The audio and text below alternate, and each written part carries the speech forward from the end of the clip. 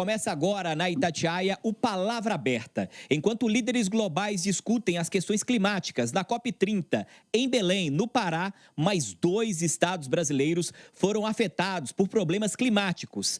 Santa Catarina e o Paraná foram atingidos por uma sequência de tornados. Os estragos mais graves foram registrados no Paraná, onde pelo menos 7 pessoas morreram e vários estragos foram causados ao longo do estado. No ano passado, também no sul do país, cheias históricas causaram muitos problemas no Rio Grande do Sul e mataram centenas de pessoas. As enchentes e chuvas intensas também tiram noites de sono dos mineiros, principalmente em Belo Horizonte, para quem vive às margens de rios. Pergunta para você que nos acompanha: as discussões de reuniões globais, como a COP em Belém, no Pará, podem ajudar de alguma forma evitar ou amenizar os impactos causados por problemas climáticos, como esses que a gente citou aqui no Palavra Aberta? Para debater este tema, eu, Mardélio Couto, direto aqui de São Paulo, recebo 2 parlamentares de linhas ideológicas diferentes. Com o olhar da esquerda, nós recebemos a deputada federal Carol D'Artora, do PT, que fala direto do Paraná, conosco aqui na Itatiaia. Com a visão da direita, nós recebemos o deputado estadual por Minas Gerais, Cristiano Caporeso, do PL, que fala conosco do território mineiro. Cada um dos parlamentares tem 2 minutos para responder cada uma das perguntas. Começo com a deputada Carol, do Paraná. Deputada, o próprio governo Lula informou nessa semana que o valor destinado à COP gira na casa dos 5 bilhões de reais. Discutir questões climáticas na COP em Belém, no Pará, no entendimento da senhora, pode ajudar estados como Paraná, Santa Catarina, o Rio Grande do Sul, Minas Gerais, estados que são afetados de alguma forma por problemas climáticos? E perguntar à senhora, esses 5 bilhões, a senhora avalia que são gastos ou é um investimento para uma discussão importante? Obrigado por conversar com a Itatiaia, deputada. Obrigada pelo convite, por fazer essa discussão. Boa tarde a todas as pessoas que estão nos ouvindo. Bom, muito tem se discutido sobre a definição da cidade de Belém para recepcionar a COP30 e muitos questionamentos sobre isso. Mas acho importante dizer que é uma COP que está sendo realizada no coração da Amazônia, um espaço com muita diversidade, e a intenção é justamente trazer protagonismo para aqueles que são mais atingidos, mais impactados, quando a gente fala em mudanças climáticas e a urgência de promover justiça climática, o que é um grande tema nessa COP. Então, eu acredito que essa COP estar sendo realizada em Belém, ela tem esse significado, o protagonismo das populações quilombolas, ribeirinhas, indígenas, da negritude do nosso país, quando a gente pensa a relação de racismo ambiental com a urgência de adaptação climática. Então, eu vejo como positivo. E sem dúvida, discutir financiamento também é urgente e extremamente importante, porque a verdade é que a gente não vai fazer adaptação climática sem investimento. Infelizmente, a gente está num país pobre, onde as casas elas não têm uma infraestrutura para lidar com esse momento que a gente vem vivendo, que inclusive é um momento criado. Muitas das questões e dos acidentes climáticos que a gente está vendo acontecer são resultados da degradação ambiental. Então, são populações que são revitimizadas. Vitimizadas porque não foram olhadas, pensando as mudanças climáticas e revitimizadas porque sofrem com os acidentes climáticos. Então, o investimento é fundamental e, mais importante, ter a consciência que esses investimentos precisam ir para quem mais precisa. Deputado Caporeso, essas discussões da COP chegam na ponta da linha para ajudar cidades que são afetadas por problemas climáticos? E pergunto, a COP é um investimento ou é um gasto, esse valor aí de 5 bilhões que foi destacado pelo próprio governo? Mardélio, boa tarde ao ouvinte da Itatiaia.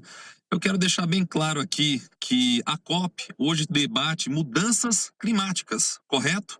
Mas quando ela surgiu, em 1995, ela debatia outro assunto. Ela debatia o aquecimento global. Por qual motivo isso mudou? Por que não se fala mais em aquecimento global hoje? Porque naquela época, nos anos 90, eu me lembro bem, eu era jovem, era uma criança, tinha 10 anos, eles falavam que o aquecimento global pelo ser humano iria derreter as calotas polares e, com isso, o Rio de Janeiro seria engolido pelo mar. Olha, o pessoal lá do Rio está muito bem, obrigado. Isso deveria ter acontecido em 2015. Já se passaram 10 anos e não tem nada disso. Como todas as previsões apocalípticas dessas pessoas que são muito fanáticos dentro da pauta ambiental não se cumpriram, o que eles fizeram? Adaptaram o discurso. E aí se mudou de aquecimento global para mudança climática. Isso aí é um grande desperdício de recurso. Mas só que acontece porque o ser humano, ele não consegue entender a sua posição diante do planeta. É como um formigueiro posto em uma montanha e a formiga acreditar que o formigueiro dela está alterando o clima da montanha. É algo totalmente risível. A capacidade humana só altera o microclima da região. Ela pode aumentar a temperatura de uma cidade, algo assim. Nós não aumentamos a temperatura do planeta. Isso aí é um mito. Deputada Carol, agora um outro ponto acrescentando aqui ao nosso debate. Essas discussões da COP estão acontecendo intermediadas pelo governo federal. No entendimento da senhora, o estado da senhora foi muito afetado, o Paraná, também estragos em Santa Catarina. No ano passado, a gente acompanhou estragos históricos no Rio Grande do Sul. No entendimento da senhora, quem tem que cuidar dessas questões climáticas? É de fato o governo federal ou também é um assunto do governo do estado, das prefeituras, deputada?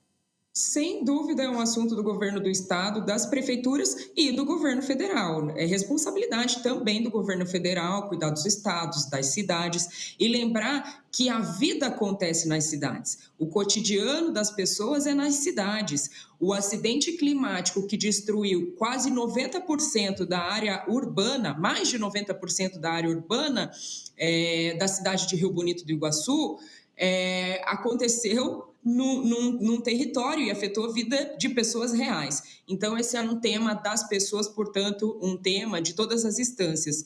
E eu lamento muito a omissão do governo do estado do Paraná nesse debate, porque o estado do Paraná tem há muito tempo permitido o uso excessivo de agrotóxicos, o desmatamento, a degradação, a destruição de matas ciliares, e isso tudo tem um papel na degradação ambiental, e tudo isso tem um papel nisso que a gente está vendo, que são as mudanças climáticas. A poluição tem esse papel.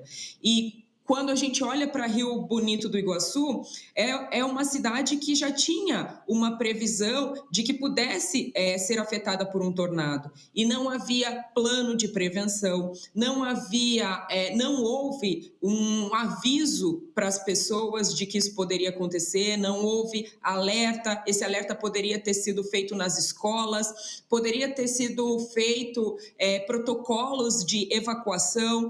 E o município de Rio Bonito do Iguaçu é um município de trabalhadores rurais, é um município de pequenos agricultores e, portanto, um município com perfil socioeconômico vulnerável. As habitações de Rio Bonito do Iguaçu também são habitações vulneráveis, habitações que não estavam preparadas para receber esse tornado.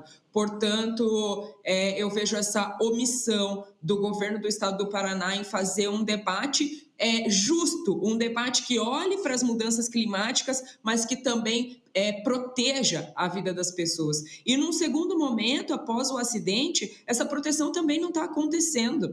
O governo anunciou que vai fazer o ressarcimento para algumas pessoas, mas não tem, por exemplo, um mapeamento das áreas. Então, você precisa saber, são quantas mulheres, são quantas mulheres negras, são quantas crianças. A gente poderia ter tido a construção de abrigos, ter pensado, em estruturas que pudessem servir como abrigo.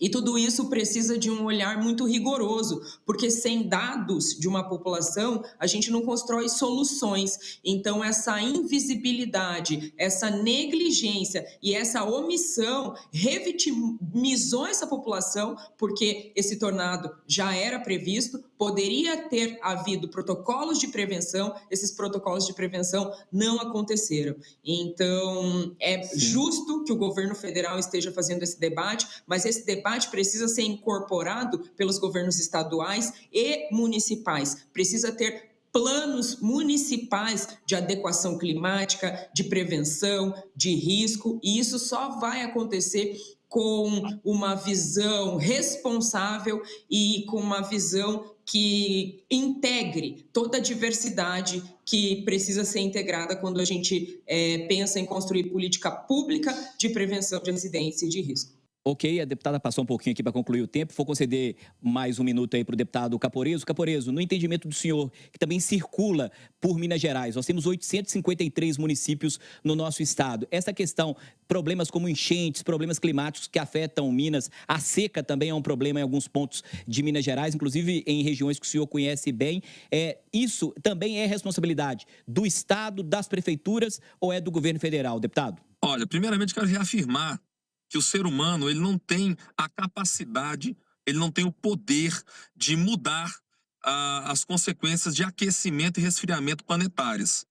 Quem estuda a história sabe que o nosso planeta ele costuma aquecer e resfriar conforme o decorrer do tempo. Então, se a gente tiver em um momento de aquecimento, ele vai aquecer. Se a gente tiver em um momento de resfriamento, ele vai resfriar. A nossa capacidade de interferir no clima planetário é uma mentira. Mas é uma mentira que se sustenta, Mardélio, porque, infelizmente, esse tipo de coisa dá voto. A população acha, quando acontece uma grande desgraça climática, algo ruim acontece, que o político ele vai ter que oferecer uma solução para o problema do aquecimento do planeta. Então, assim, parece que é feito para o político ser um mentiroso. Ele tem que ter solução até para as coisas que fogem à capacidade humana. O ser humano, ele tem que agir da seguinte forma. Como que eu posso salvar vidas na minha cidade? Como que eu posso impedir que os problemas ambientais que vão acontecer invariavelmente, nunca vai deixar de acontecer uma tempestade, um furacão em determinado local, um terremoto ou alguma coisa dessa. No caso do estado de Minas, né, as enchentes, a seca. Como é que eu posso fazer políticas públicas para amenizar localmente esses problemas? Mas o tema do debate aqui não é essa abordagem local. O tema do debate é a COP30. Então, primeiramente, eu acho importante falar que sim, isso é um desperdício de recurso. Mas talvez desperdício para quem? Porque tem um contrato falando que de toda a comida vendida na COP30, 30% tem que voltar para alguém, né? 30% do valor tem que ir para o bolso de algumas pessoas. Quem são essas pessoas? Quem é que está lucrando com isso? Eu acho engraçado, porque o governo Lula 1 falou que iria acabar com a fome no Brasil. Aí, o governo Lula 2 falou que iria acabar com a fome no Brasil. E agora, vejam só, o Lula 3 está falando que vai acabar com a fome. Você sabia que 5 bilhões é dinheiro suficiente para alimentar toda a população de rua do Brasil com 3 refeições por dia durante 5 anos? Façam isso, ao invés de jogar dinheiro fora nessa COP30 que está sendo utilizada para marketing barato do governo Lula. Deputada Carol, esse argumento que foi sustentado pelo deputado Caporeso tem sido destacado por muitos integrantes do parlamento, na esfera federal, falando sobre a questão do investimento na COP. A senhora esteve lá na COP. Queria que a senhora falasse sobre a visão da senhora sobre o evento em si. Parlamentares da esquerda têm sustentado que o Brasil está agora no protagonismo da discussão mundial. Como que a senhora avalia essas críticas do deputado e o que a esquerda também tem destacado? É importante um evento como esse ou a senhora discorda desse ponto, deputada? Sem dúvida, um evento como esse é importante. É lamentável ver um posicionamento ignorante como esse, negacionista climático. O ser humano tem a racionalidade como a sua principal atividade.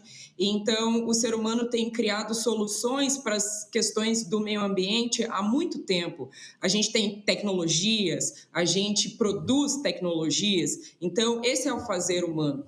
Produzir soluções e respostas para as mudanças climáticas também é uma urgência e faz parte do fazer humano. Então, acreditar que um acidente climático não pode ter uma antecipação, que o poder público não pode se antecipar nesse sentido para proteger uma população, é uma ignorância muito grande. É papel dos políticos, sim, produzir solução para os eventos climáticos, produzir soluções para os eventos climáticos. E isso exige trabalho e investimento. A COP é justamente o espaço global feito para responder à crise climática. E a crise climática é, antes de tudo, causada pelo aquecimento global, agravada pelas emissões humanas e amplificada pela desigualdade social. Então, negar a COP, negar essa pauta, é negar a própria razão de existir da humanidade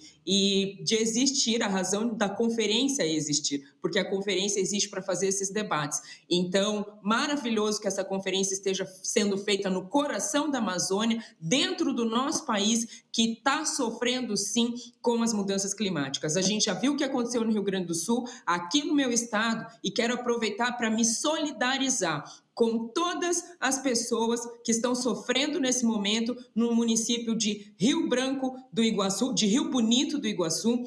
Estão sofrendo, sim, pela omissão do Estado. Não houve uma antecipação, não houve protocolos de prevenção, não houve sistemas de aviso, e tudo isso poderia ter sido feito, sim, não fosse essa visão negacionista climática. Hoje a gente tem pessoas que foram a óbito, hoje a gente tem pessoas que não sabem o que vão fazer das suas vidas, que perderam tudo, perderam casa, perderam documentos. Então, basta de negacionismo, basta de ignorância. Nós, como figuras políticas, precisamos trabalhar pela vida das pessoas, e o negacionismo não tem condição de pensar nenhuma solução efetiva para esse momento que a gente está vivendo. Deputado, a última pergunta. Gostaria que o senhor falasse sobre um ponto específico. O senhor disse que acredita que esses fenômenos que estão acontecendo é um ciclo natural. Então, ao que o senhor acredita esses fenômenos, como esses tornados, esses problemas climáticos que afetaram o Rio Grande do Sul, as cheias históricas, os tornados, as enchentes que acontecem em Minas, ao que o senhor acredita, e também para o senhor concluir o seu argumento?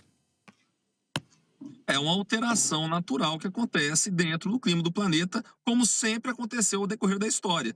E se a gente tem a inteligência e a racionalidade, nós precisamos agir preventivamente para preparar as populações para conseguir sobreviver quando esse tipo de evento que acaba acontecendo, né, venha a ocorrer. Agora, eu acho assim que ignorante de verdade é uma pessoa que acredita isso ao agronegócio e ao agrotóxico, né, os combativos agrícolas. Acabe com os combativos agrícolas e vamos ver como é que vai sobreviver quando não tiver arroz na mesa para poder comer, quando não tiver soja, quando não tiver feijão, quando não tiver carne. Eu fico impressionado, porque o Brasil é o país do agronegócio. A força motor do nosso povo vem do agronegócio. Os impostos que pagam o salário dos deputados como eu vem do agronegócio. Adivinha, Mardélio? Não cai do céu! Vem do agro, entendeu? Mas sempre tem alguém de esquerda com um discurso fácil para atacar o agronegócio. A gente vai falar a respeito de populações que estão morrendo por causa de problemas climáticos, e esse assunto é importante. O que eu não concordo é com esse papo de aquecimento global e com essa farra de dinheiro público da COP30, que é uma vergonha. É uma coisa absurda, entendeu? É jogar dinheiro do pagador de imposto no lixo para fazer propaganda petista. É isso que está acontecendo. Você pega algo tão sério, com tantas pessoas morrendo, e tem gente que fala assim: veja, nós devemos saber qual que é a mortalidade da população negra. Ou, não existe cor nessas horas. Eu não quero saber se é índio, eu não quero saber se é negro, eu não quero saber se é branco, se é japonês. Nós temos que salvar vidas e não segregar pessoas. Nós vivemos em um só Brasil. Essas pessoas querem o quê? São diversos Brasis dentro do mesmo Brasil. Vamos fazer um Brasil com uma lei só para os indígenas, outro para a lei só para os quilombos, outro com uma lei para o que sobra. Eu quero. Vamos fazer um Brasil só com lei para descendente italiano, que daí me ajuda também. Deputada, para a senhora finalizar, rebater esses argumentos. É muito difícil você ouvir um posicionamento que significa a morte das pessoas. Porque nesse país que sofre com o racismo estrutural, quando a gente olha quem é mais afetado, e aqui eu estou falando de dados, eu estou falando de informações verificáveis, eu estou falando de informação científica. Quem é mais afetado são as populações mais vulneráveis, que no nosso país, em decorrência do racismo estrutural, são as pessoas negras, periféricas, indígenas, comunidades quilombolas, ribeirinhas. Então, isso é um dado. Essas pessoas são as que mais sofrem. Então, quando a gente diz que isso não tem raça, na verdade, a gente está invisibilizando o problema, colocando uma venda para não ter que lidar com isso de fato. Então, essa visão negacionista, mais uma vez, reafirmo, ela é perversa. É por causa dessa visão negacionista que muitos municípios ainda não criaram seus protocolos de prevenção, olhando para os recortes. A gente precisa olhar, por exemplo, para a vulnerabilidade das mulheres nesse momento. Muitas mulheres são chefes de família sozinhas e nesse momento perderam tudo. Então esse debate também é um debate de gênero. E eu, como uma parlamentar que defende sim as pessoas negras, as pessoas pobres, as mulheres, porque como anteriormente o deputado falou, a gente tem que lembrar que nesse país já teve legislação só para os brancos. A legislação desse país ela é racista dessa forma. As pessoas brancas, quando foram trazidas para cá, diferente dos negros que vieram num regime exploratório, escravista, e por isso a população negra é pobre, as pessoas negras, quando foram trazidas para cá, foram trazidas num regime de exploração. As pessoas brancas foram trazidas com habitação e salário, com direito à terra. Mais tarde, nesse país, a gente teve uma legislação que proibia as pessoas negras de ter direito à terra, de ter direito à sua propriedade. Então, a gente precisa desfazer esse sistema desigual. A gente precisa desconstruir esse racismo estrutural. E isso é feito, sim, com legislação, com dados, com um olhar sensível para a especificidade de cada sujeito que existe nesse território. Ponto final aqui no programa Palavra Aberta, opiniões divergentes para você, ouvinte, tirar a sua conclusão. Agradeço aqui a presença da deputada federal Carol D'Artora, do PT, que fala conosco direto do Paraná, e também o deputado estadual por Minas Gerais, Cristiano Caporeso, do PL. Palavra Aberta, sempre 8h30 aos sábados, aqui na Itatiaia e nas plataformas digitais.